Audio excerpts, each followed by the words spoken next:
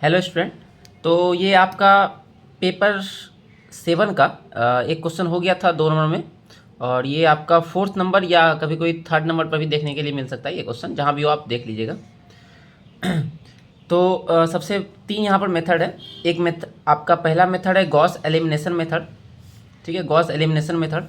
दूसरा है relaxation method, और तीसरा है आपका जैकोबी इटरेशन मेथड। मतलब ये 3 मेथड क्या होता है ये डिस्कस करने के लिए आपको आ सकता है।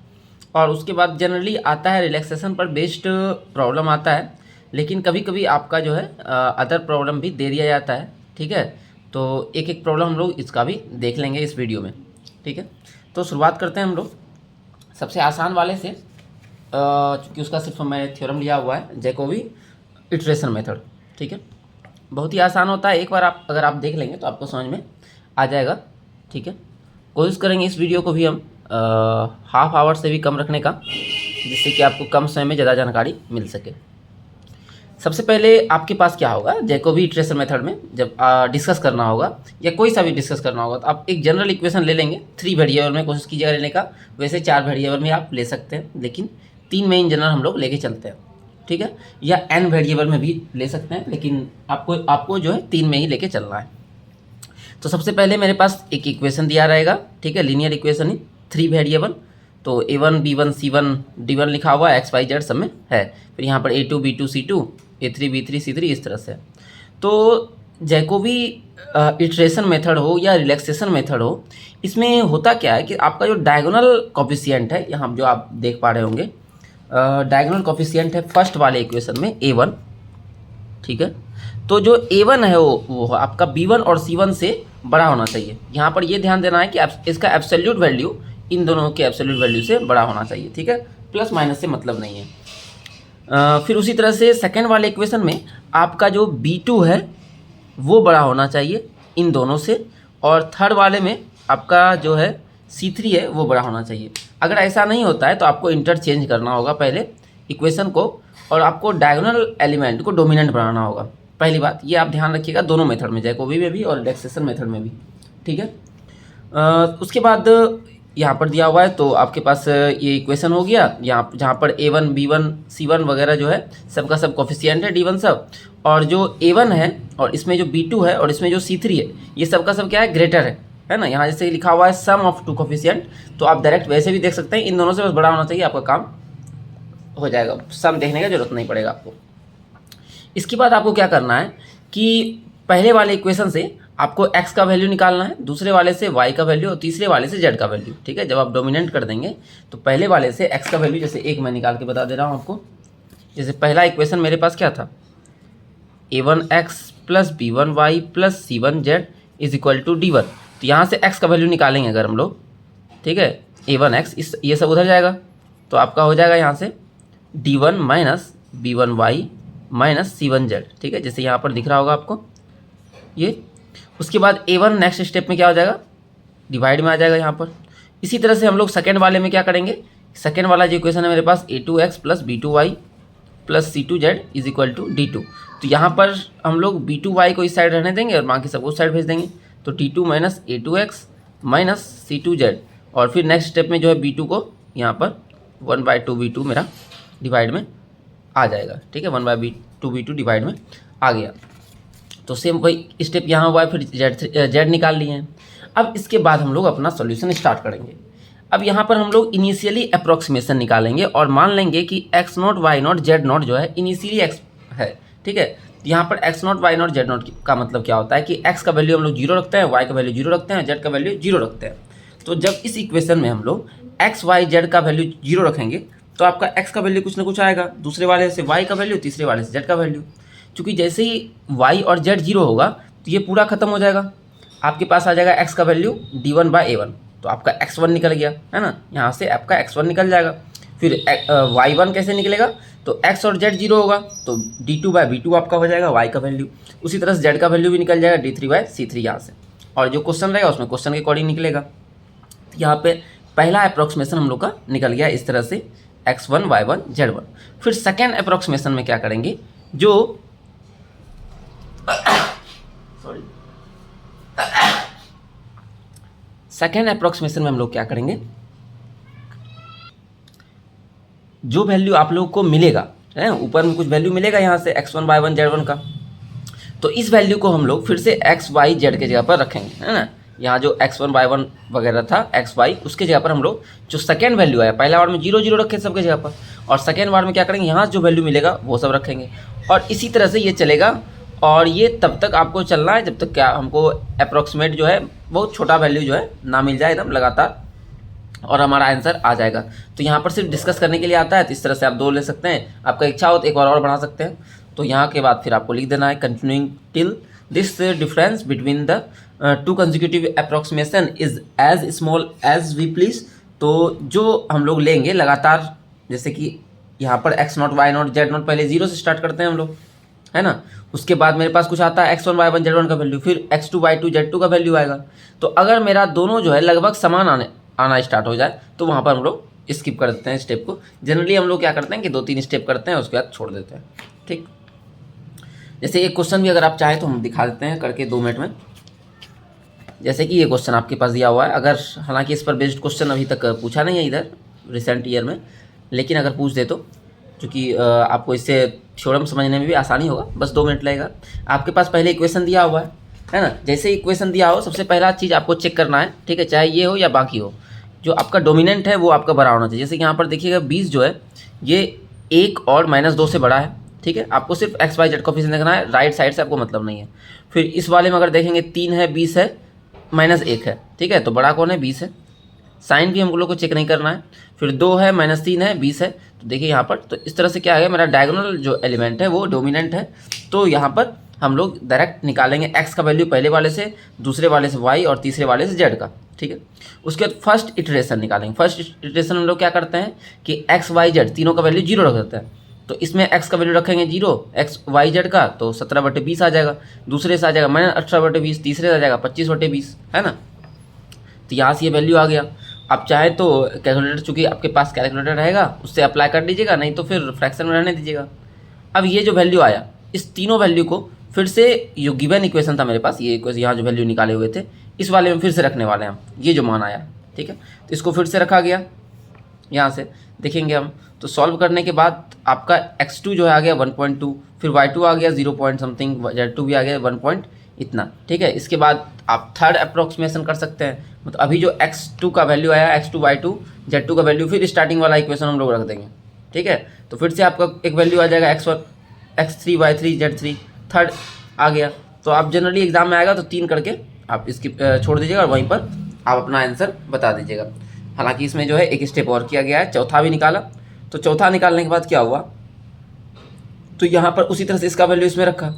तो यहाँ देखिए इसका वैल्यू कितना आया था, x3 का वैल्यू अगर ध्यान देंगे तो आया था 1.00125, और यहाँ x4 का वैल्यू जो निकाला तो यहाँ पर भी आया 1.0014, है ना। तो दोनों में अगर देखेंगे तो लगभग बराबर है। उसी तरह से y3 का वैल्यू भी लगभग आपका बराबर आया है, और z3 का वैल्यू और z4 का वैल्यू भी बराबर आया है, ठीक है। तो यहाँ पर जैसे ही दोनों आ गया आपका सेम, तो कह देंगे कि मेरा जो आंसर है वो राउंड ऑफ करके x का मान 1 हो गया, y का मान -1 और z का मान +1, ठीक है। इससे जो है परफेक्ट आंसर नहीं आता है, अप्रॉक्सीमेट वैल्यू ये देता है आंसर में, ठीक है। तो इस तरह से हमारा ये आंसर हो गया। अब आते हैं हम लोग अपने नेक्स्ट मेथड में, ठीक है, जो कि हमारा है गॉस एलिमिनेशन मेथड। बहुत ही आसान मेथड है, ठीक है, और इसका सॉल्यूशन भी बहुत आसान होता है। अब देखिए गॉस एलिमिनेशन मेथड है, ठीक है।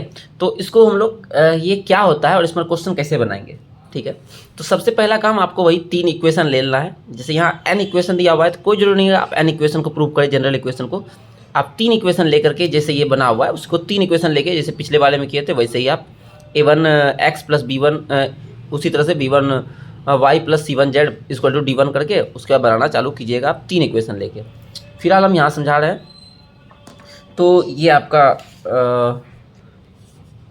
सबसे पहला काम कि एक आपके पास इक्वेशन ये आपको ले लेना है, ठीक है। यहाँ पर n में है, यहाँ 3 में आपको ले लेना है। उसके बाद क्या करना है, गॉस एलिमिनेशन मेथड हम लोग क्या करते हैं कि इसको अपर ट्रायंगुलर या लोअर ट्रायंगुलर मैट्रिक्स में इसको चेंज करते हैं, ठीक है। तो हम लोग जनरली क्या करते हैं कि इसके जो प्रिंसिपल डायगोनल एलिमेंट है उसके नीचे का सारा एलिमेंट 0 कर देते हैं, और इसके बाद आपका आंसर आ जाता है, ठीक है। तो सबसे पहले हम क्या करेंगे कि पहला इक्वेशन तो है ही, दूसरे इक्वेशन में जो है x1 को 0 कर देंगे, है ना, इसको किसी तरह से हम 0 कर देंगे। और इसको 0 करेंगे कैसे? तो इसके जस्ट ऊपर वाले के हेल्प से। जैसे मान लेते हैं कि यहाँ लिखा हुआ है 4 और यहाँ लिखा हुआ है 3, ठीक है, तो इसको कर देंगे 3 से गुना, इसको कर देंगे 4 से गुना और माइनस कर देंगे, तो ये आपका खत्म हो जाएगा सेकेंड वाले में, ठीक है। और उसी अकॉर्डिंग बाकी सब में भी चेंज आएगा। फिर नेक्स्ट स्टेप में जब आएंगे तो क्या करेंगे, फिर उसके अगले वाले स्टेप के हिसाब से आपको इसको और इसको दोनों को 0 कर देना है, ठीक है। तो अब आपके पास क्या हुआ, अगर आपके पास 3 इक्वेशन होता है ना, अगर आपके पास इस तरह का इक्वेशन होता, सपोज करते हैं, अभी जस्ट लिखे थे हम लोग, नहीं लिखे थे, चलिए फिर से लिख लेते हैं। सपोज करते हैं मेरे पास अगर रहता है a1x plus b1y plus c1z is equal to d1, a2x plus b2y plus c2z is equal to d2 और a3x plus b3y plus c3z is equal to d3। तो पहला बार में क्या करना है हमको कि इसको इसमें घटाइए, इसको इसमें घटाइए, किसी को किसी में घटा लीजिए आप, ठीक है, 1 2 3 था, तो आपका ये वाला 0 हो जाएगा, है ना। तो आपके पास नया इक्वेशन क्या होगा कि इसमें रहेगा सिर्फ b2 चेंज हो जाएगा, मान लेते हैं b2 डैश बन गया, और c2 भी चेंज हो जाएगा, c2 डैश बन जाएगा, और d2 भी चेंज हो गया, d2 डैश बन गया, कुछ ना कुछ आ जाएगा चेंज होने के बाद, चूँकि माइनस होगा। इसके बाद क्या करना है हमको कि अब इस वाले में आपको इन दोनों को 0 कर लेना है ना, इसके हेल्प से इन दोनों को 0 कर लेना है एक साथ। और यहाँ से फिर आपको एक इक्वेशन मिलेगा c3z डैश बराबर d3 डैश, ठीक है। कैसे होगा ये अभी एग्जाम्पल देखेंगे तो और क्लियर आपका हो जाएगा, ठीक है। और वैसे कैसे लिखना है ये आपके पास यहाँ पर है, समय कम है इसलिए वीडियो को ज़्यादा लंबा नहीं बनाना चाहता हूँ, ठीक है। यहाँ से आप देख सकते हैं, और अगर आपको पता नहीं चले तो आप कमेंट में बताइएगा, मैं इसका 3 वाला का इक्वेशन लिख के फिर से आपको बना के पोस्ट कर सकता हूँ, ठीक है। तो यहाँ पर कुछ इस तरह से, ये इस तरह से इक्वेशन देखिए इसका मिलते गया है। तो इक्वेशन यहाँ था, बड़ा लंबा चौड़ा है, तो एलिमिनेट बस करते जाना है। यहाँ पर nth ले लिया है इसलिए थोड़ा लंबा है, आप nth नहीं लीजिएगा। यहाँ पर बस करना क्या है कि इस तरह से इक्वेशन को चेंज कर देना है। पहले जो इक्वेशन था, अब जो इक्वेशन है, देखिए दोनों में अंतर है। यहाँ पर जो कोफिशिएंट मिल गया है बाकी सारा 0 हो गया है, मतलब ये आपका बन गया है अपर ट्रायंगुलर मैट्रिक्स। और अब यहाँ सॉल्व करना बड़ा ही आसान होता है, ठीक है, क्योंकि बाकी सारा तो 0 है प्रिंसिपल के। पहले यहाँ से आ जाएगा z का वैल्यू, इसके बाद z का वैल्यू जब आएगा तो इस वाले से फिर y का वैल्यू निकाल लेंगे, इसके ऊपर वाले से x का वैल्यू निकाल जाएंगे, तीनों आंसर आ जाएगा मेरा। अब देखते हैं कि इसको कैसे सॉल्व करते हैं, ठीक है। ये आपका प्रीवियस ईयर में आया हुआ भी है, ठीक है, सजेशन में भी है। इस क्वेश्चन को देख लेते हैं, आपको और क्लियर हो जाएगा, ठीक है। तो सबसे पहला काम आपके पास वही 3 इक्वेशन गिवन रहेगा, तो आपको देख लेना है इक्वेशन को। After interchanging the first 2 equation the system of equation can be written as. तो यहाँ हम लोग जनरली क्या करते हैं कि जो वैसे इक्वेशन में जिसका कोफिशिएंट 1 होता है उसको ऊपर कर लेते हैं। इसमें कोई ज़रूरी नहीं है, ऐसा आप नहीं भी करेंगे तो कोई दिक्कत नहीं है, ठीक है। लेकिन इससे क्या होता है, सॉल्यूशन में आसानी होता है। तो इस इक्वेशन को ऊपर ले गया, इसको नीचे लाया, इससे कोई अंतर नहीं है, सेम वही इक्वेशन है, ठीक है। और यहाँ 1 हो गया तो आसानी होगा, चूँकि इसको 0 बनाना है तो 5 से गुना करके 0 कर देंगे, इसको 0, ये भी 0 हो जाएगा, है ना। तो ये आसानी से आपका हो जाएगा 0। अब देखिए क्या करेंगे कि इसको हम 0 बनाएंगे, तो 5 0 कैसे बनेगा कि इसमें 5 गुना कर देंगे, इस वाले में 5 मल्टीप्लाई कर देंगे, इस वाले में क्या करेंगे 5 से मल्टीप्लाई करेंगे और इस वाले से घटा देंगे। जैसे ही घटाएंगे तो इस वाले में ये खत्म हो जाएगा, आपके पास ये आ जाएगा। तो वही काम यहाँ किया है, तो 2 माइनस 5वां इक्वेशन को 1 से गुना कर दिया है, ठीक है। तो यहाँ से आपका एक इक्वेशन, नया इक्वेशन आया जिसमें कि सिर्फ x नहीं है, y और z है, ठीक है, यहाँ दिख रहा है। उसी तरह से यहाँ पर हम लोग क्या करेंगे, इस वाले में भी इसको 0 करेंगे, तो इसको 2 से गुना करके फिर घटाएंगे। तो वही क्या है, 3 में से 2 में पहला में गुना किया और उसको घटा दिया, तो ये भी आपका खत्म हो गया। तो इस वाले में भी आपके पास 2 इक्वेशन आ जाएगा, y और z, 2 वेरिएबल में इक्वेशन आ जाएगा y और z में। तो यहाँ देखिए आ गया। तो अब आपके पास नया इक्वेशन बन गया, है ना। जैसे कि आपके पास जनरल अगर ले हम लोग, तो पहले मेरे पास ये 3 इक्वेशन था, लेकिन जब इसको 0 कर दिए, है ना, इसको हम 0 कर दिए और इसको भी 0 कर दिए, तो अब मेरे पास क्या इक्वेशन आ गया, पहला इक्वेशन तो ये एज इट इज़ रहेगा, दूसरा इक्वेशन ये बन गया है, और तीसरा मेरे पास मान लेते हैं b3y प्लस c3z डैश बराबर d3 डैश, ठीक है, ये मिल गया। ठीक। अब क्या करेंगे, इन दोनों की हेल्प से आप इसको भी जीरो कर लेंगे। तो इसको जीरो करेंगे तो मान लेते हैं इसमें से इसको घटाएंगे, फिर से कुछ गुना करके घटाना पड़ेगा जिससे कि जीरो आ जाए। तो करेंगे तो मेरे पास नया इक्वेशन क्या आ जाएगा, C3 मान लेते हैं डबल डैश कर देते हैं, Z is equal to D3 double dash आ जाएगा। तो एक इक्वेशन ये आया था, दूसरा इक्वेशन ये हो गया और तीसरा ये हो गया। यहाँ से Z का वैल्यू आराम से निकल जाएगा क्योंकि Z ही एक है वेरिएबल इसमें, बाकी सारा तो नंबर है ना। और Z का वैल्यू निकलेगा तो इसमें पुट कर लेंगे तो Y का मान आ जाएगा, और जब YZ आ जाएगा तो इसमें से X का वैल्यू भी आ जाएगा। चलिए देख भी लेते हैं। तो यहाँ पर क्या है, दो इक्वेशन आ गया, तो फिर से इस तीन इक्वेशन को लिख दिया है ना। जो पहला इक्वेशन गिवन था वो तो था ही, और दो नया इक्वेशन ये आ गया। अब हमको y को जीरो करना है इन दोनों में से, तो इसको 5 से गुना कर देंगे, इसको 4 से गुना कर देंगे, दोनों 70 बन जाएगा, आराम से खत्म हो जाएगा। और आपके पास एक नया इक्वेशन आ जाएगा 29 Z इज इक्वल टू इतना आ गया। ठीक है, तो यहाँ Z का वैल्यू आप देख ही रहे हैं, यहाँ Z का वैल्यू आराम से निकल जाएगा। और जैसे ही Z का वैल्यू आएगा यहाँ से, ठीक है, वैसे यहाँ पर क्या किया है, फिर से तीन इक्वेशन को लिख लिया गया है। ठीक है, नहीं भी लिखेंगे कोई दिक्कत नहीं है। यहाँ Z का वैल्यू आ जाएगा, जैसे ही Z का वैल्यू इसमें आएगा इस वाले में रखेंगे, और जब YZ दोनों का वैल्यू आ जाएगा तो X वाले में रख दीजिए, तो आपके पास सारा आंसर आ जाएगा। बस वही काम ये किया है, तीनों इक्वेशन को बस एक बार लिख लिया है, और उसके बाद Z का वैल्यू फिर निकल गया यहाँ पर, फिर Y का वैल्यू निकल गया, और फिर Z का वैल्यू निकल गया। ठीक है, तो आपका आंसर ये हो गया। मेरे ख्याल से ये आपको समझ में आ गया होगा। अब सबसे लास्ट है हमारा रिलैक्सेशन मेथड, उसको भी देख लेते हैं तेज़ी में, कोशिश करेंगे 5 से 7 मिनट में कंप्लीट करने का वीडियो को। और तो यहाँ पर रिलैक्सेशन मेथड है, इसके बारे में यहाँ डिस्कस किया हुआ है। इसमें भी आपके पास 3 वेरिएबल में इक्वेशन दिया हुआ है। ठीक है, सबसे पहला काम तो वही करना है कि आपको डोमिनेंट देख लेना है, डायगोनली डोमिनेंट है कि नहीं, पहला काम। तो ये आप वहाँ पर जब कीजिएगा तो ये बात लिख भी सकते हैं। ठीक है, डिस्कस जब करेंगे तो ये सब बात, पहला आप इक्वेशन फटाक से लिख दीजिएगा। उसके बाद सेकेंड काम क्या करना है कि सबको उस साइड भेज देना है ना, ये सारे को उस साइड भेज देना है। सबका सब माइनस हो गया, और पहले वाले को R1 मान लेना है, दूसरे वाले को R2, तीसरे वाले को R3। हाँ, इसको हम लोग कहते हैं रेसिडुअल्स। ठीक है, ये उस साइड चला गया। Where the quantities are on the left are known as residual. तो लेफ्ट साइड में जो है उसको हम लोग रेसिडुअल्स कहते हैं। Associative with a particular set of values XYZ, और ये किससे एसोसिएट है, इस सेट से एसोसिएट है। ठीक है, तो यहाँ पर कुछ लिखा हुआ है। ठीक है, यहाँ पर आप देख सकते हैं। तो डिस्कस करने में बस जब भी डिस्कस करना है तो आपको पहला क्या करना चाहिए, जैसे जैसे आप करते हैं काम वो चीज़ बस आपको लिख देना है। ठीक है, अपने से बना करके, जैसे इस इक्वेशन को लिख देना है, फिर कैसे यहाँ चेंज किए वो लिख देना है, फिर यहाँ पर डायगोनली डोमिनेंट होना चाहिए वो बात भी आप लिख दीजिएगा। और इसमें ये क्या है, तो रेसिडुअल्स है। ठीक है, इसके बाद क्या करना है, इसमें तो बड़ा लंबा चौड़ा लिखा हुआ है, इतना आपको याद होगा भी नहीं और लिखने का जरूरत भी नहीं है ये कहानी। आपको स्टार्टिंग क्या करना है, XYZ इक्वल टू 0 स्टार्ट करना है। ठीक है, आप यहाँ से स्टार्ट कर सकते हैं, जैसे वहाँ वो लिख लिए, उसके बाद यहाँ से स्टार्ट कीजिएगा कि सबसे पहले हम लोग XYZ तीनों को 0 मानेंगे, और इनिशियल रेसिडुअल्स जो निकालेंगे R1 R2 R3। ठीक, और इसी के बाद फिर आप क्या करना है आपको कि धीरे धीरे दूसरा रेसिडुअल निकालेंगे, फिर तीसरा निकालेंगे, चौथा निकालेंगे। और इसमें आंसर क्या आएगा हमारा कि डेल्टा X बराबर जो है, मतलब आप जो दो आपका वैल्यू क्या होगा, डेल्टा X 2-3 वैल्यू आएगा, तो सब मिला के आपको जो है ऐड करके लास्ट में आंसर आता है इसका। ठीक है, इसमें क्या होता है कि एक टेबल बनता है।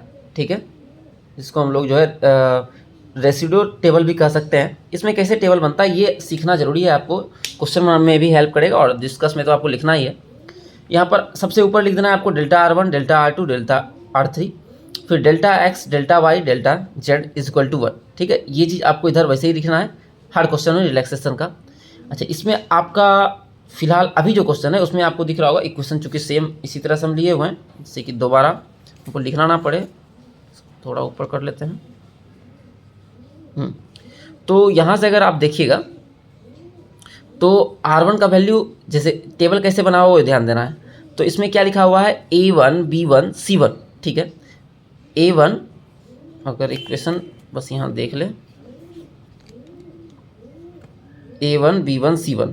ठीक है, तो इन सबको उस साइड भेज दिया गया है, A1 B1 C1। तो यहाँ अगर आप देखिएगा तो A1 B1 C1 इस तरह से है, लेकिन जब हम लोग टेबल में लिखेंगे तो उसको हम लोग लिखेंगे कॉलम वाइज, यहाँ रो वाइज और यहाँ कॉलम वाइज। अच्छा, साइन चेंज इसलिए हुआ है क्योंकि सबको उस साइड हम लोग ले गए थे, राइट साइड में आपको याद होगा अभी r बराबर था, तो इसीलिए साइन सबका चेंज, वो इस तरह से लिखेंगे। फिर सेकेंड में जो A2 B2 C2 होगा उसको भी हम लोग यहाँ लिखेंगे सेकेंड R2 वाले में, और तीसरा जो है A3 B3 C3 उसको हम लोग इस वाले में लिखेंगे, ठीक है। और इसी टेबल के हेल्प से फिर हम लोग आगे अपना क्वेश्चन हम लोग सॉल्व करते हैं, ठीक है। बस इतना चीज़ अगर आप लिख देते हैं तो आपको जो है जो डिस्कस करने वाला अगर आएगा तो उसमें नंबर मिल जाएगा, ठीक है। लास्ट में आपको लिख देना है कि x का मान क्या होगा, कि समेसन ऑफ डेल्टा x होगा, y का मान समेसन ऑफ डेल्टा y, और z का मान summation of delta z। Summation of delta x का मतलब क्या हुआ, x का जो 2-3 वैल्यू आएगा सबको सम कर देना है, उसी तरह से y और z का वैल्यू। अच्छा, नीचे एक नोट लिखा हुआ है, नोट वही है कि आपका जो डायगोनल एलिमेंट है वो डोमिनेंट होना चाहिए। जैसे कि फर्स्ट वाले में ये जो है आपका, ये आपका बड़ा होना चाहिए, ठीक है। तो सबसे पहले हम लोग एक क्वेश्चन लेते हैं, ठीक है। तो यहाँ पर एक क्वेश्चन आपके पास दिख रहा होगा कि ये क्वेश्चन है आपके पास। सबसे पहले क्या किया, सबको उस साइड ले गया है क्वेश्चन, एक्चुअली यहाँ इस साइड था, ये क्वेश्चन है, ठीक है। सबको उस साइड ले गए हैं तो हमारे पास ये मिल गया है, ठीक है। अब कैसे टेबल बनाते हैं वो 1-2 लाइन आपको बता देते हैं हम, ठीक है। पहले तो यहाँ पर सब कोफिशिएंट लिख देना है, 9 2 -1, 9 2 -1। उसी तरह से दूसरा का -1 5 3 -1 5 -5 और 3, और तीसरा उसी तरह से आया है। इसमें दिख रहा होगा डायगोनली ये जो है आपका होना चाहिए, बड़ा होना चाहिए, मतलब ये अगर नहीं आएगा बड़ा तो आपको इंटरचेंज करना है, इसको ऊपर इसको नीचे करके इस तरह से बदल लीजिएगा, ठीक है। तो यहाँ पर आपका जैसे कि सबसे पहले स्टार्ट किससे करेंगे, तो स्टार्टिंग हम लोग क्या करते हैं, x y z को 0 रखते हैं। तो जब x y z 0 रखिएगा तो यहाँ पर x y z 0 होगा तो ये आ जाएगा 50, ये 18 आएगा या 19 आएगा, यही तीनों को यहाँ पर लिख दिया गया है 50 18 19। उसके बाद इन तीनों में जो बड़ा है, ठीक है, इन तीनों में जो बड़ा है उसको आपको कम करना है, मतलब 0 के आसपास ले जाना है। तो ये सबसे बड़ा है इसमें 50, तो इसको 0 के पास कैसे ले जाएंगे कि अच्छा ये बड़ा जो है R1 है तो R1 के हिसाब से चलेंगे, ठीक है। तो यहाँ पर आपको क्या करना होगा कि x का वैल्यू क्या रख दे कि ये 0 हो जाए। तो यहाँ अगर ध्यान दीजिएगा कि अगर इसको 5 से गुना कर दें, ठीक है, इसको अगर 5 से गुना कर दें 9 5 45 और इसमें जोड़ दे तो ये खत्म हो जाएगा। तो वही यहाँ किया है कि इसको 5 से गुना किया तो 9 5 45 और जैसे ही जोड़ेंगे तो माइनस में आएगा तो यहाँ 5 बच जाएगा। अच्छा, ये चेंज होगा तो बाकी सब भी चेंज होगा, ठीक है। उसी के अकॉर्डिंग यहाँ पर ये 5 से गुना होगा तो -5 आएगा, -5 को 18 में जोड़ेंगे तो 13 आ जाएगा। इसमें 5 दूनी 10, 19 में जोड़ेंगे तो 29 बन जाएगा, ठीक है। अब इसमें देखेंगे बड़ा कौन है, तो बड़ा इस बार है 29, ठीक है। तो इसको करेंगे, अच्छा ये है कौन, तो R3 वाला है, ठीक है। तो इसको हम लोग 0 बनाएंगे। तो R3 में आपका कौन है, ये वाला, इसके हिसाब से हम लोग चलेंगे इस बार, ठीक है, इस लाइन के हिसाब से चलेंगे इस बार, ठीक। तो इसको 0 करने के लिए इसमें क्या गुना कर देंगे और जोड़ देंगे किस आसपास आएगा, तो 7 को अगर 4 से गुना करें 7 चौक 28, इसमें जोड़ेंगे तो सबसे कम हो जाएगा। तो यहाँ पर 28 आ गया तो 1 हो जाएगा। अच्छा, इसको करेंगे तो बाकी सब भी चेंज होगा, इसको भी 4 से गुना करेंगे तो 4 तिया 12 बन जाएगा, और 12 को फिर 13 में जोड़ेंगे तो 25। फिर यहाँ भी करेंगे 4 से गुना तो -4, और 5 में -4 जोड़ेंगे तो 1 आएगा। अब फिर देखेंगे इसमें बड़ा कौन है, तो इस बार 25 आया, इस बार इस लाइन के हिसाब से करेंगे, ठीक है। तो यहाँ 0 आ गया। तो ये प्रोसेस आपको तब तक करना है जबकि आपका सारा वैल्यू 0 के आसपास आ जाए, ठीक है, तीनों वैल्यू। तो तीनों वैल्यू अगर आपका 0 के आसपास आ जाए उसके बाद आपका जो आंसर होगा वो होगा सम ऑफ डेल्टा x। तो डेल्टा x जितना भी लिए होंगे आप, x है, देखिए यहाँ x है, डेल्टा x यहाँ है डेल्टा x, तो तीनों को जोड़ देना है, वो आपका x का आंसर देगा। फिर y डेल्टा y, सब जितना डेल्टा y आएगा उसको जोड़ दीजिएगा, डेल्टा y का आंसर आ जाएगा। फिर उसी तरह से डेल्टा z जोड़ दीजिएगा तो z का आंसर आ जाएगा, तो आपका ये आंसर आ जाएगा। अच्छा, आपके एग्जाम में ये वाला क्वेश्चन आया हुआ है तो ये आप खुद से करके देख लीजिएगा, ठीक है। एक बार मैं दिखा दे रहा हूँ आपको सॉल्यूशन, जिससे कि आपको बाद में रिवीजन करने में आसानी हो। तो इस तरह क्वेश्चन दिया हुआ था और इसके बाद देख लीजिए आप, ठीक है। इसके बाद x y z का वैल्यू इसी तरह से टेबल के हिसाब से हम लोग निकाल लेंगे और फिर सारा को जोड़ दिया गया तो आपका आंसर आ गया, ठीक है। तो ये क्वेश्चन आप लोग एक बार बना भी लीजिएगा खुद से, जान के मैंने बताया नहीं, एक बार आप बनाइएगा और उसके बाद फिर देखिएगा सॉल्यूशन, ठीक है। तो मिलते हैं फिर अगले वीडियो में, तब तक के लिए धन्यवाद।